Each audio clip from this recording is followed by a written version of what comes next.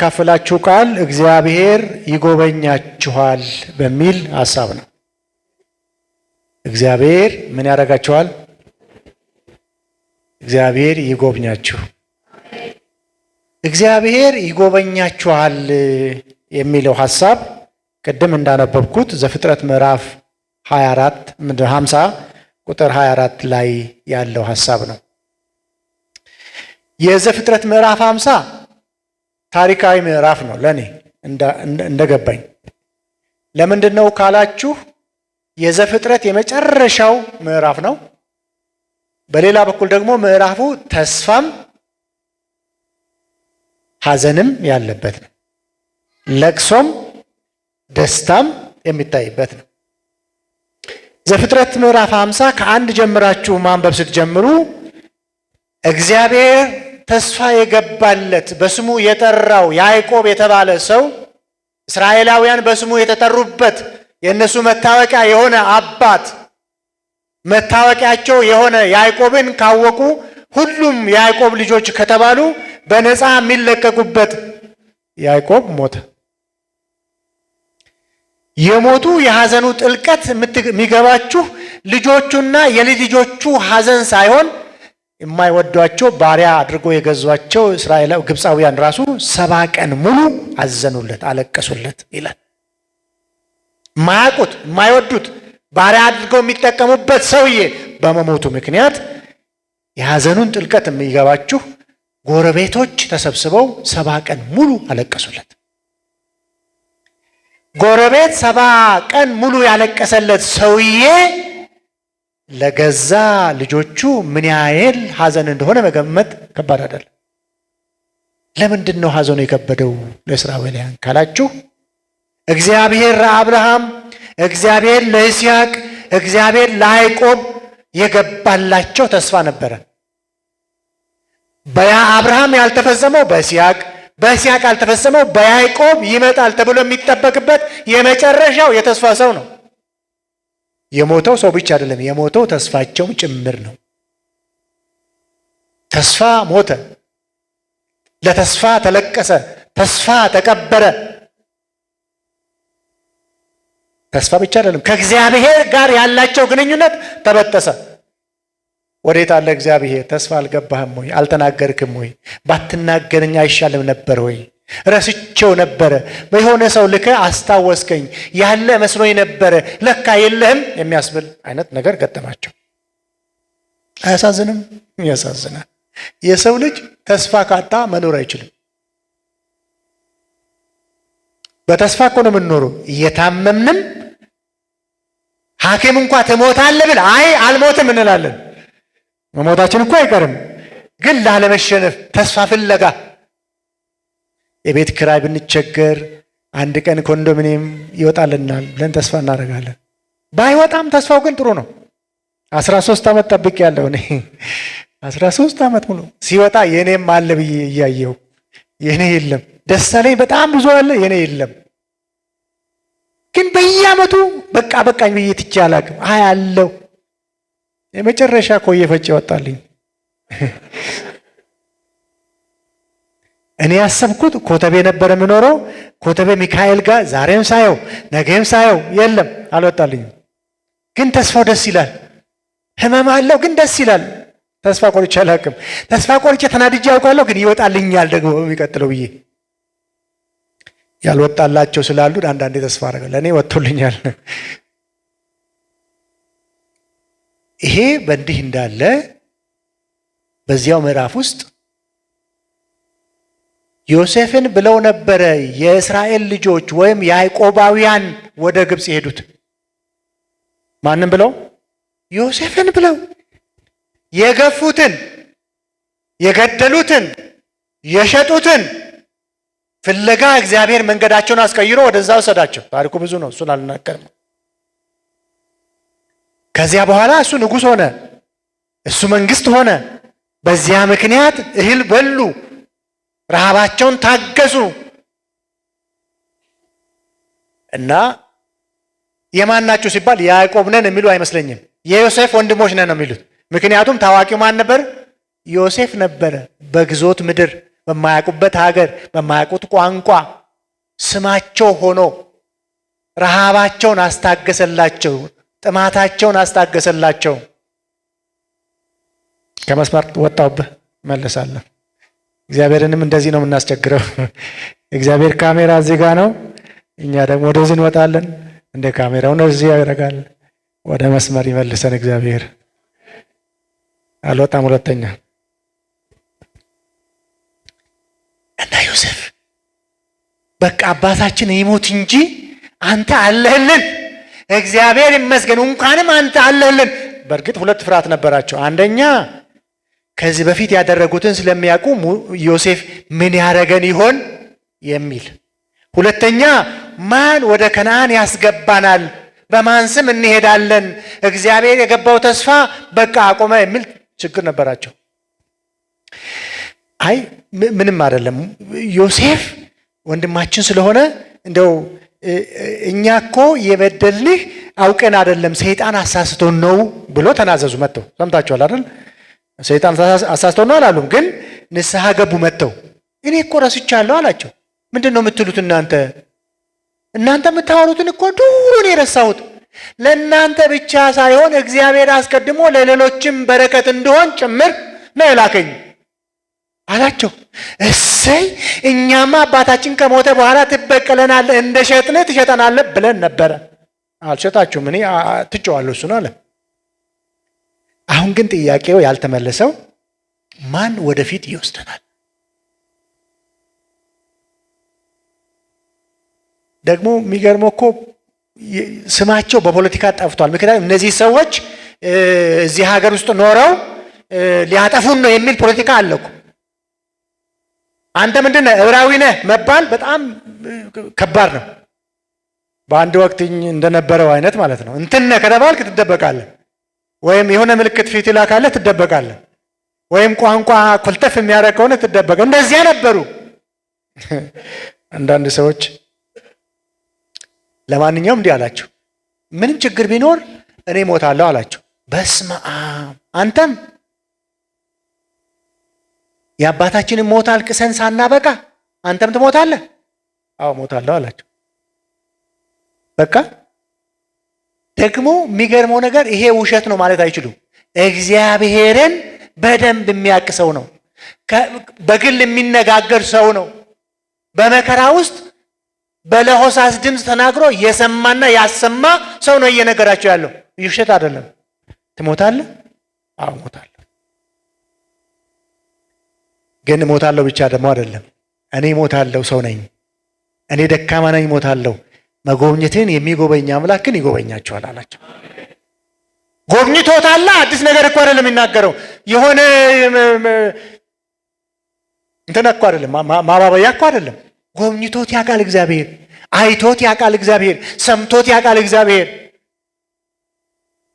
እሞታለሁ ባለበት መኖርን እግዚአብሔር አለማምዶታል። ባሪያ ሆኖ በተሸጠበት ንጉሥ አድርጎ አሳይቶታል። ጎብኝቶት ያውቃልና በቲዮሪ በእውቀት በጭንቅላ ሳይሆን በልብ ጭምር የእግዚአብሔርን ጉብኝት የሚያውቅ ሰው ነው የሚናገረው። ማን ያርዳ እንደተባለው ማለት ነው። አይቶታል፣ በግል ያውቀዋል። ስለዚህ መሞቱንም አለማመን አይችሉም፣ እግዚአብሔርን ጉብኝትም አለማመን አይቻልም። የማይዋሽ ሰው ነው የተናገረው። ምክንያት አልነበረውም። ለመወደድ ብሎ አይደለም፣ ለሞት ነው በቃ እስቲ እንደምትወዱኝ አያለው ለማለት አይደለም። በእውነት ይሞታል። ስለዚህ ተስፋ አላቸው፣ ስጋትም አላቸው። ለቅሶ በዚህ ቤት አለ፣ እዚህ ጋር ደግሞ ደስታ አለ፣ ተስፋ አለ። የእኛን ኑሮ አይመስልም። በቃ እኔ ከዚህ በኋላ አልኖርም ስትሉ እየኖራችሁ፣ ገንዘብ አለቀ ስትሉ ከሌላ ወጥቶ ሲኖር፣ የቤት ኪራይ መክፈል አልችልም ስትሉ ቤት መጥቶ እንደተከፈለን እንደኖራችሁ ለእናንተ ብርቅና ድንቅ የሆነበት እግዚአብሔር ያኖራል። እግዚአብሔር ይጎበኛል። ሲጎበኛል ማለት ሙዝና ብርቱካን ይዞ በቃ ምን ይደረጋል፣ በቃ እግዚአብሔር ያጽና፣ እግዚአብሔር ይማርህ ይላል ማለት አይደለም።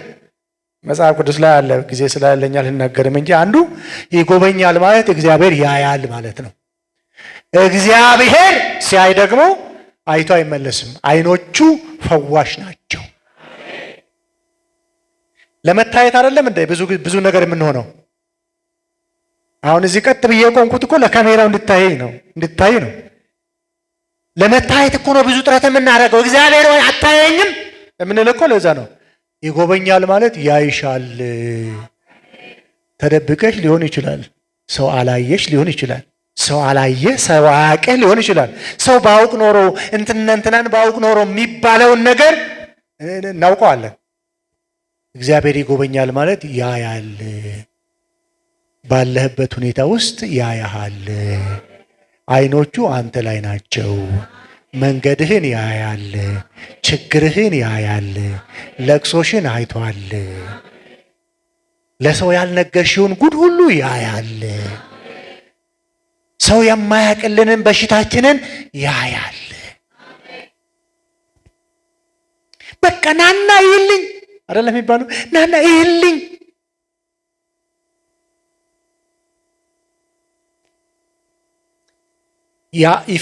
ይጎበኛል ማለት ሌላው ይፈርዳል ማለት ነው። እግዚአብሔር ይፈርዳል። ኢዮብ 15 ቁጥር 16 ላይ ስለዚህ ድሃ ተስፋ አለው አመፅም አፏን ትዘጋለች የሚል ቃል አለ። እግዚአብሔር ሲያይ ይፈርዳል።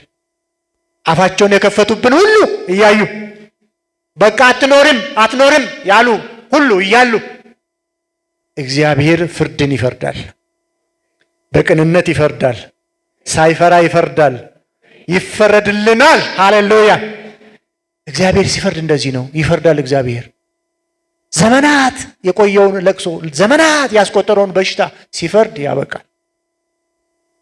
ይጎበኛል ማለት ይፈርድልሃል ማለት ነው። ይጎበኛል ማለት ያያሃል፣ በአይኑ ያያሃል ማለት ነው።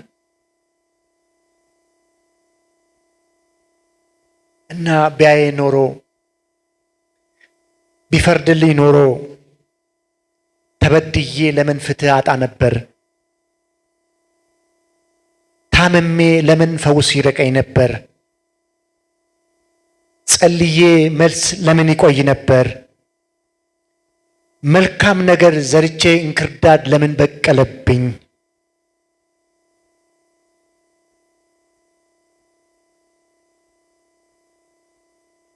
ቢያይ ኖሮ ገፊዎቼ እስከ ሞት ድረስ ለምን ይገፉኝ ነበር?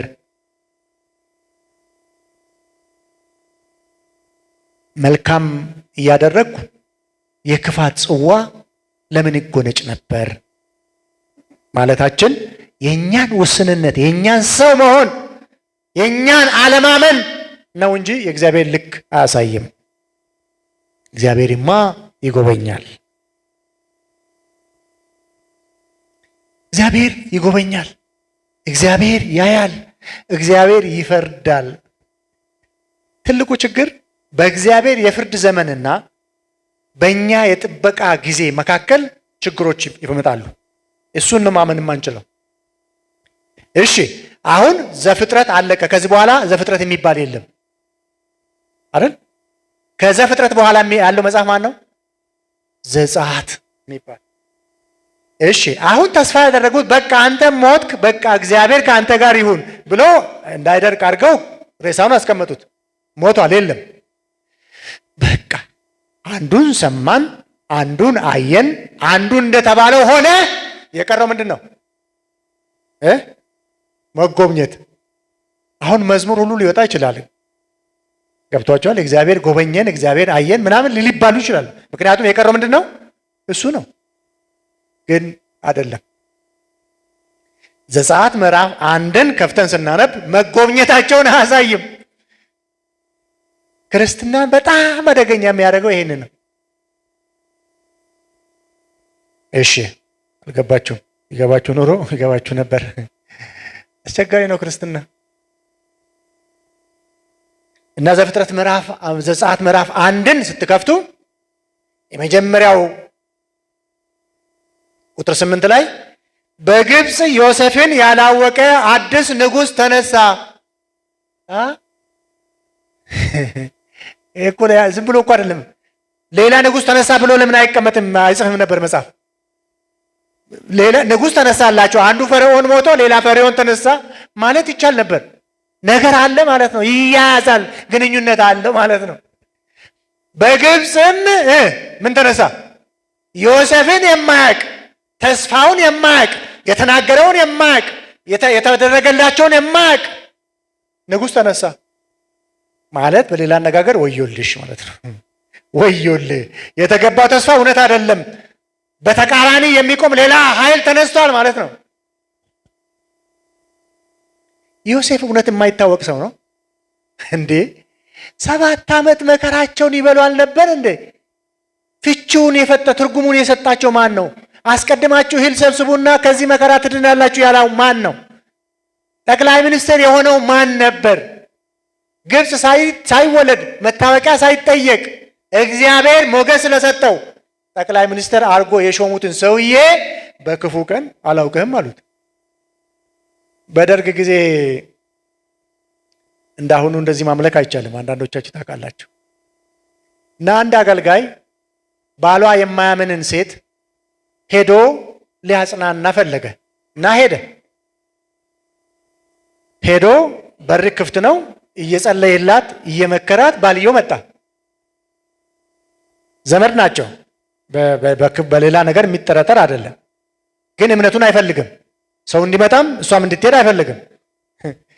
ከዚያ በኋላ በመቀርቀር በውጭ ነበር የሚዘጋው፣ ዘጋባቸው ሁለቱንም። እና ውስጥ የቆመው አገልጋይ ወቦ እንትና እኔ እኮ የእንትና ልጅ ነኝ። አላቅህም አለው። ያውቀዋል እኮ ያውቀዋል፣ የማን ልጅ እንደሆነ ማን እንደሆነ ያውቀዋል። አረ እንትና ልጅ ነኝ፣ ምንም አላቅህም፣ እሳት አምጡልኝ፣ አንድ ላይ ነው ማቃጠላቸው አለ። አላውቅህም።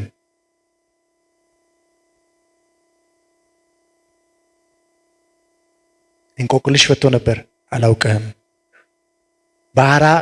በረሃብ አለንጋ ሲገረፉ አድኗቸው ነበር። አላውቅህም። ግን ክዳን የገባላቸው እግዚአብሔር ያውቃቸው ነበር። ሰው ረስቷቸዋል። ሆን ብሎ ነው የረሱት። ላለማስታወስ ነው የረሷቸው።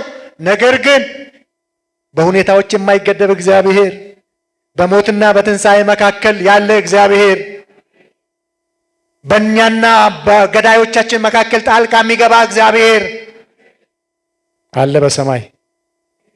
ግን እስራኤላውያን አያውቁትም ነበረ። ይሄ እንደሚሆን አያውቁትም። እግዚአብሔር እየተወራረደ እንደሆነ አልገባቸውም ነበር። የሚታያቸው የሚያማቸው አጠገባቸው ያለው መከራቸው ነው። ከመከራቸው በላይ የሆነው እግዚአብሔር አይታያቸውም። መከራው በዝቶባቸው ነበርና አንተ አልታወክም ማለት የሚያውቅህ የለም ማለት አይደለም። ችግርህ በሽታ አልታወቀም ማለት አትድንም ማለት አይደለም። ጥያቄ በሰው ዘንድ መልስ የለውም ማለት መላሽ የለም ማለት አይደለም።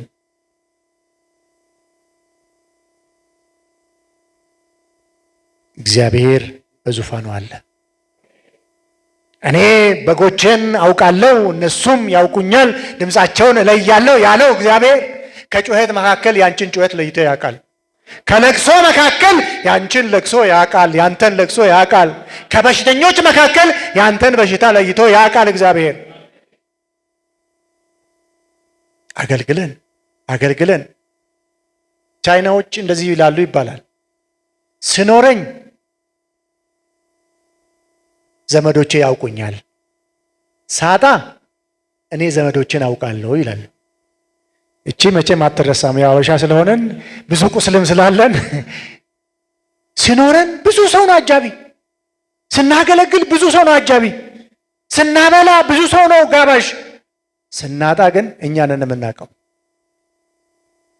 ደህየሽ ብሎ የማይተው አጣ ነጣ ብሎ የማይለየን ወደቅሽ አልተሳካልሽም ብሎ የማይንቀን የማይሰርዘን ቅጣት የማያሳርፍብን የማይፈርድብን እሱ ጌታ ለዘላለም የተከበረ ይሁን። በዚህ ቢያበቃ ጥሩ ነበር። መጎብኘታቸው እኮ አይቀርም፣ እናነባለን በኋላ። እኛ ስለምናውቅ ነው በጣም የቀለለን። እነሱ መጎብኘታቸው እየራቃቸው መከራ እየቀረባቸው ፈተና እየቀረመባቸው ትንሽ የነበረው ቀላል የነበረው መከራ እየከበደባቸው ወንድሜ ሰዎች እንደሚሉት ሊነጋ ሲል ይጨልማል። የጨለመው ሊያጠፋ አይደለም፣ ጠላትን ለመጨረሻ ጊዜ ሊያጠፋ ነው። የአሁኑ ፈተና ልታልፈው ነው፣ ሊነጋ ነው። ሁለተኛ ፈተና ምዕራፍ 1 ቁጥር 11 ቃል በቃል የሚለው ምንድን ነው? አስጨናቂዎችን መደቡባቸው። አላውቅህም አይበቃም? አስጨናቂ መደቡባቸው። አስጨንቀው ግብር የሚያስከፍሉ።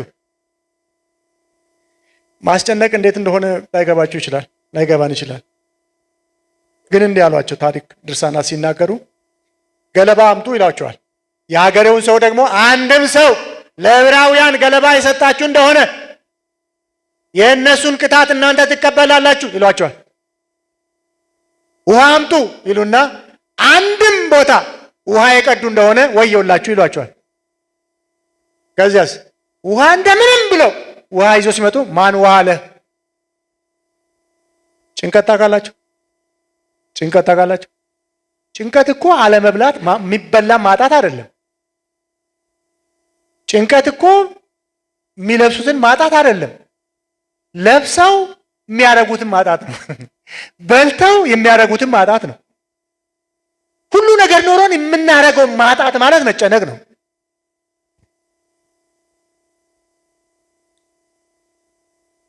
እና ምን አሏቸው? 2 ከተማ ስሩ ደግሞ አሏቸው። ፊቶምና ራምስ የምትባል ከተማ ስሩ። ውሃ ከየት ይመጣል? ከየት አባካ አምጣ፣ ከፈለክበት ጭድ ከየት ይመጣል? ከፈለክበት አምጣ። በቃ እኛ እንሰደዳለን ወይም ዩኤን እንገባለን እንዳይሉ፣ ዩኤን አልነበረም ያኔ። አንድ ሁለተኛ መውጣትም አይችሉም። እየበሉ መጨነቅ፣ ለብሶ መጨነቅ፣ እየዘመሩ መጨነቅ፣ እየሰበኩ መጨነቅ፣ እረፍት ማጣት። 11ኛው ላይ አስጨናቂዎችን መደቡባቸው ይልና ቁጥር 12 ደግሞ ባስጨነቋቸው መጠን በቁጥር እየበዙ ሄዱ ይላል።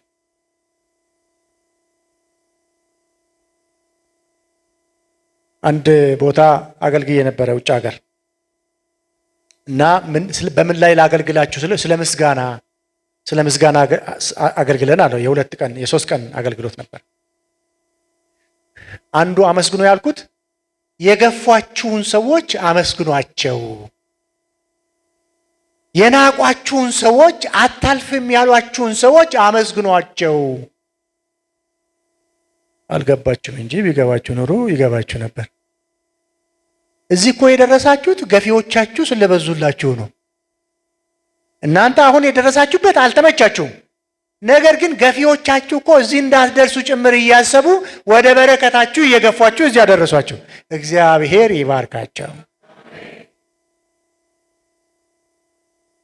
እናንተ ዞር ብላችሁ ከነሱ ጋር ጠብ ብትገጥሙ ኖሮ እዚህ እኮ አትደርሱም ነበር። ስታውቁም ሳታውቁም እየተገፋችሁ አንድ መዝሙር አለ እንደውም በኦሮምኛ ኢበኒ አርከዋ ቀየረኑ ካኔም ነው እንደዛ መሰለኝ።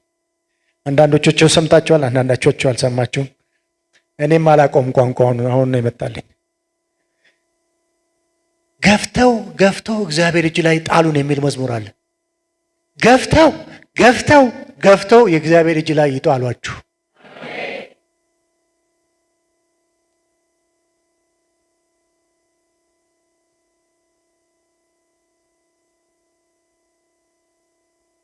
ባስጨነቋቸው ልክ በሱ።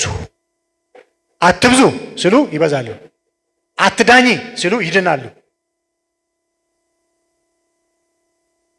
ለዚህ ነው ወንድማችን ያዕቆብ ምዕራፍ 1 ቁጥር 2 ላይ ወንድሞች ሆይ ልዩ ልዩ መከራ ሲደርስባችሁ እንደ ሙሉ ደስታ ቁጠሩት። ማንም መከራ አይፈልግም፣ ማንም መራብን አይፈልግም፣ ማንም መዋረድን አይፈልግም፣ ማንም መሰደብን አይፈልግም፣ ካለበት ደረጃ መውረድን አይፈልግም። ነገር ግን የከፍታ መነሻ ዝቅታ ነው፣ የደስታ መነሻ ለቅሶ ነው። የክብር መነሻ ውርደት ነው። ውርደት ሆይናልኝ ባንልም ተዋርደን ነው ከፍ ያለው፣ ወርደን ነው የወጣ ነው።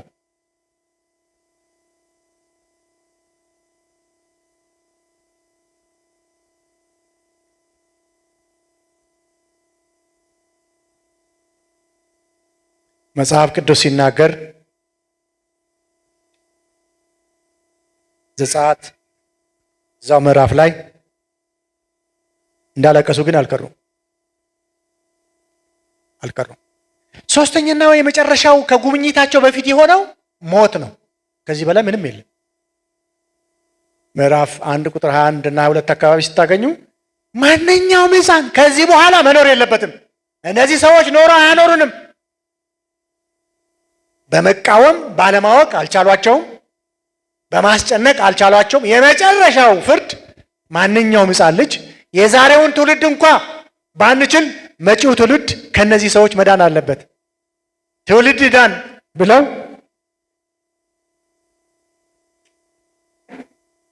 ልጆችን ገደሉ እንደምታውቁት። ከዛ ነው ሙሴ የወጣው።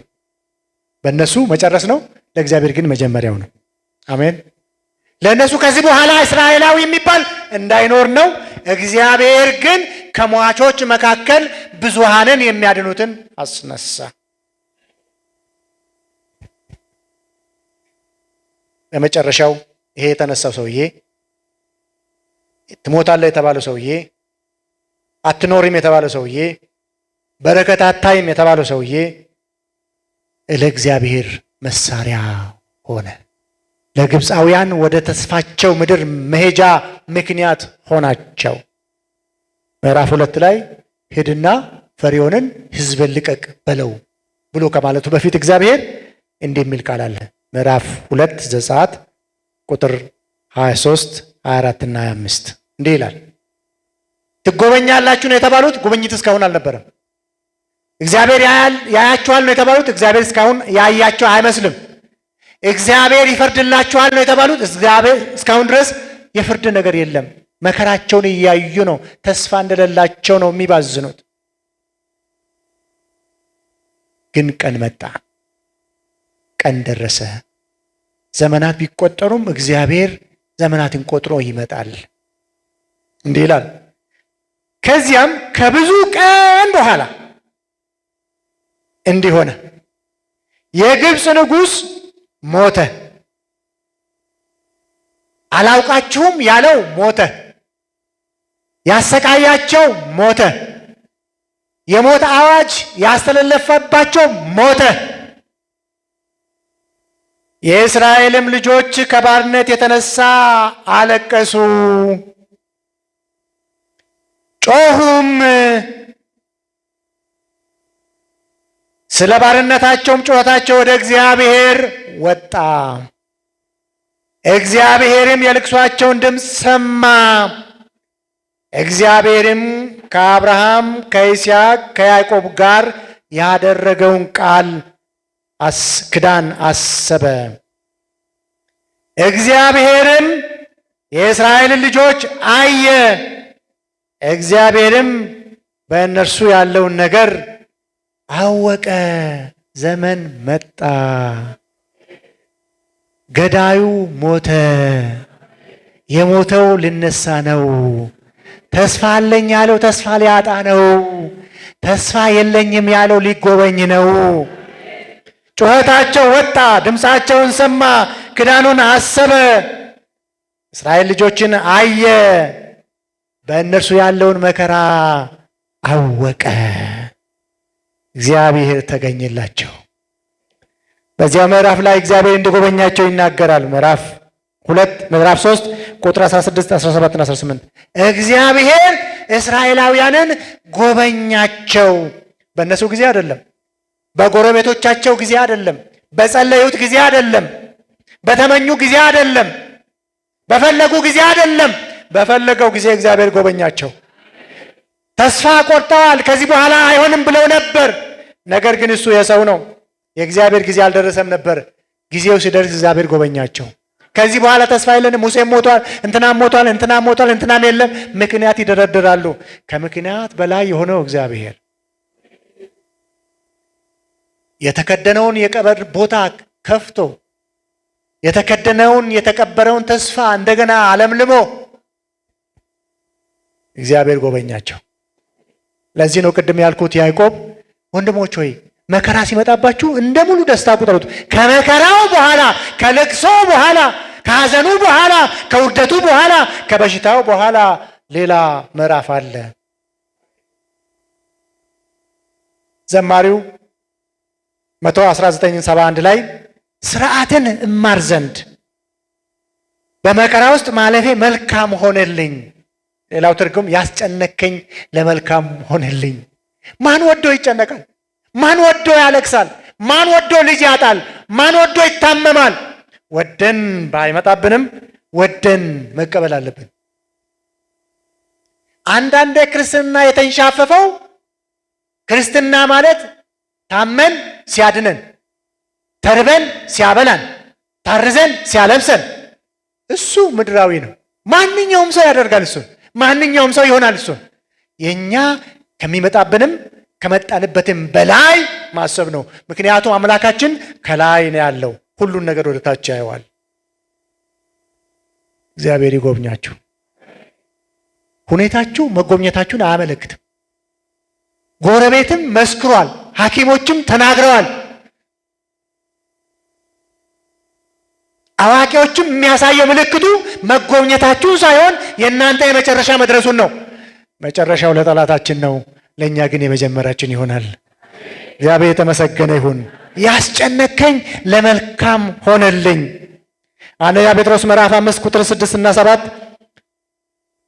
እንደዚህ ይላል፣ በወሰነው ጊዜ ከፍ እንዲያደርጋችሁ ከእግዚአብሔር ብርቱ እጅ በታች ራሳችሁን ዝቅ አድርጉ። እርሱ ስለ እናንተ ስለሚያስብ የሚያስጨንቋችሁ ሁሉ በእርሱ ላይ ጣሉት። አልተጨነኩም አትበል፣ ተጨንቀሃል። እኔ ክርስቲያን ስለሆንኩኝ ምንም አይደርስብኝም አትበል። ደርሶብሃል፣ ይደርስብሃል። እንደ ማንኛውም ሰው እንሆናለን። ነገር ግን ከሁኔታዎቹ በላይ እናስባለን። ከሁኔታዎቹ በላይ ደግሞ አምላክ አለን። ከችግራችን በላይ የሆነ አምላክ አለን። ስለዚህ ይጎበኘናል። መቼ አላውቅም፣ ግን ትጎበኛለህ። እግዚአብሔር ያለውን ያደርግ ዘንድ ይችላል። አምላክ ነው እሱ፣ ሰው አይደለም። አይክድም፣ አይረሳም። አንተ ረስተህ ሊሆን ይችላል፣ አንቺ ረስተሽ ሊሆን ይችላል። በሆነ ነገር ሲሆን ነው ትዝ የሚልሽ፣ ሲሆን ነው ትዝ የሚል። ስለዚህ ተስፋ አትቁረጥ። ሰዎችን አይተ፣ ሁኔታዎችን አይተ አብርሃምና ሳራን አታይም እንዴ? አብርሃምና ሳራ ሲወጡ እኮ ለጋ ነበሩ፣ ልጆች ነበሩ፣ መውለድ የሚችሉበት ጊዜ ነበረ። ላለመውለዳቸው ምክንያት ማቅረብ አይችሉም ነበረ። አሜን ብለው ተቀበሉ። ነገር ግን በጊዜ አልመጣም። 1 ዓመት አለፈ፣ 2 ዓመት አለፈ፣ 3 ዓመት አለፈ፣ 4 ዓመት አለፈ፣ 5 ዓመት አለፈ። አሁንም ምንም አላሉ። ተስፋ ነበራቸው። መጨረሻ ላይ ዘፍጥረት ምዕራፍ 15 እግዚአብሔር ሆይ አንተ በቃ ዋሻኝ፣ ሰዎች እኮ የመጠቋቆሚያ ደግሞ እግዚአብሔር ሲያካብደው ምን አለ መሰላቸው? ሁሉን ነገር ጠቀለለው በይስሐቅ ውስጥ። ዓለም ሁሉ በሱ በኩል ትባረካለች፣ በአንተ በኩል ነው ዓለም ሁሉ የምትባረከው ብሎ አለ። ስለዚህ ዓለም በረከትን ሲያጣ አብርሃም በአንተ በኩል ነበር የምንጠብቀው የት አለ ይለዋል። እግዚአብሔር ደግሞ ዝም አለው። ወይ ዝም አለው። እንዴት ዝምታ እንዴት እንደሚያም ቢገባችሁ በጣም ከባድ ነው። ሰው ዝም ቢላችሁ በእግዚአብሔር ታሳብባላችሁ። እግዚአብሔር ዝም ካላችሁ በማን ታሳብባላችሁ? አንተም እንደ ሰው ነው እኮ ያሉት። ከዛ አንድ ቀን አገኘውና እንዲህ አለው፣ አብርሃም ለካ ክዳን ገብቼልህ ነበረ፣ ስራ በዝቶብኝ ነው ውጭ ሀገር እጄ ነበረ አላለውም። እና ምን አለው? አብርሃም አትፍራ በሉ እስቲ ጎረቤታችሁን። እግዚአብሔር ይጎበኛል፣ አትፍራ በሉ። ይጎበኝሻል፣ አትፍሪ። ምንም አዎ ልክ ነው፣ ችግሩ እውነት ነው። አዎ ችግሩ ልክ ነው፣ ግን እግዚአብሔር ይጎበኛል እግዚአብሔር። እኔ ስላልኩ አይደለም፣ እግዚአብሔር ይጎበኛል። ጎብኝቶኛ አይቻለሁ። ሲጎበኛ አውቃለሁ። እግዚአብሔር ይጎበኛል። ሲጎበኛ ከንፈር መጥቶ አይሄድም። እግዚአብሔር ነገሩን ድብልቅልቁን ያወጣና ከአንድ ብሎ ይጀምራል። ከ25 ዓመት በኋላ መጣና አትፍራ ያለው እግዚአብሔር፣ እኔ ኤልሻዳይ ነኝ ያለው እግዚአብሔር መጣና ሳራ ነገራት። ከ1 ዓመት በፊት ሳራ አቤት የዛሬ ዓመት ወንድ ልጅ ትታቀፊያለሽ። ምን ነበር ያለው? ጆሮዬ ድገምልኝ። አይሰማማ ጆሮአቸው። ስንት ዓመታቸው ነው? 90 ዓመታቸው ነው። ድገምልኝ፣ ምንድን ነው ያልከው? በእውነት በዚህ ጊዜ በዚህ ዕድሜ ልጅ ትወልጃለሽ ማለት ስድብ ነው አይደለም እንዴ? እሺ ልውለድ፣ ግን ማን ያሳድገዋል? ልውለድ፣ እንዴት አምጬ ወልደዋለሁ? ልውለድ፣ ምን ላጥፋው አይባልም። እሱ ያንተ ችግር ነው። እግዚአብሔር እንዴት እንደሚያደርግ ያውቃል። እግዚአብሔር እንዴት እንደሚያደርግ ያውቃል። ደግሞ ሰፍ ብላችሁ ስትፈልጉ እግዚአብሔር አይሰጣችሁም። እኔም ኮንዶሚኒየም አልሰጠኝም ነበር። ሰፍ ብዬ በፈለኩ ጊዜ እግዚአብሔር ኮንዶሚኒየም አልሰጠኝም። አሁን እንኳ እንደምንም እኖራለሁ ስል ሰጠኝ። ለዚህ ነው ከኃይለኛው ከእግዚአብሔር እጅ በታች ራሳችሁን አዋርዱ። በእናንተ ጊዜ ሳይሆን በእሱ ጊዜ እሱ ያስባችኋል ነው የሚለው። ምዕራፍ 21 ቁጥር 1 ላይ እንደተናገረው የሚል በጣም ደስ የሚልኝ ቃል፣ እንደተናገረው እግዚአብሔር ሳራን አሰባት። እግዚአብሔር ያስባችሁ። አልቅሳችኋል። ለቅሶ በጣም መራራ ነው አውቃለሁ። ሰው ተገፍታችሁ ሊሆን ይችላል። ቸርችም በጣም ብዙ አትቀርባችሁ ሊሆን ይችላል። በጣም ብዙ ምክንያቶች አላችሁ ለመናደድ፣ ለማልቀስ ብዙ ምክንያት አላችሁ አውቃለሁ። ግን እግዚአብሔር ይጎበኛችኋል።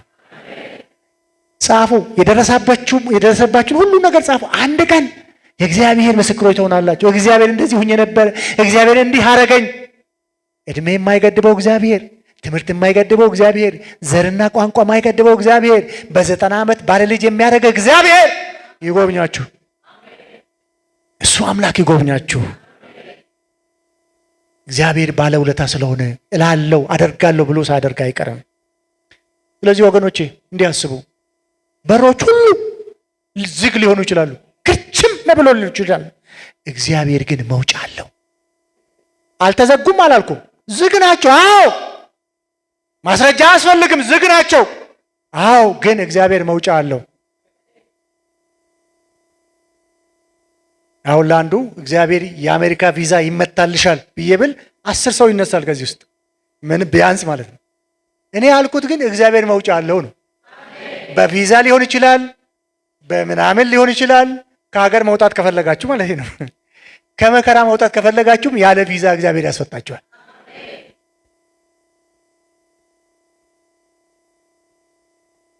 ያለንበት መርከብ አልተመቸን ሊሆን ይችላል፣ ተሰብሮ ሊሆን ይችላል፣ እያየነው ሊሆን ይችላል። ሞትና በእኛ መካከል አንድ ስንዝር የቀረ ሊሆን ይችላል። እግዚአብሔር ግን በሰባራ መርከብ ሊያሻግር ይችላል።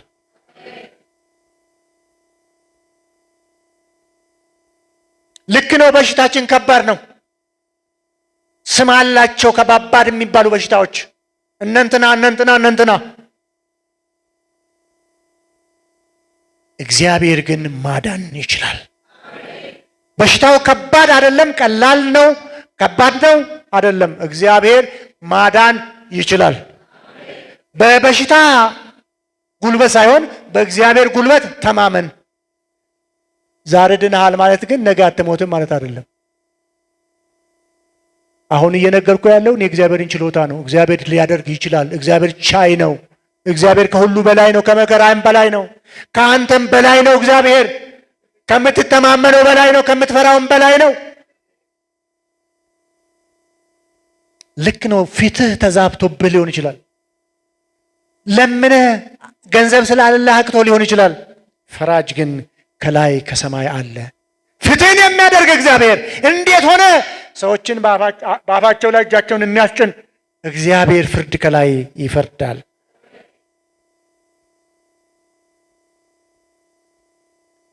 አንዳንድ ጊዜ መንገዳችንን የሚዘጉብንን ሰዎች ያዘጋጃል እግዚአብሔር።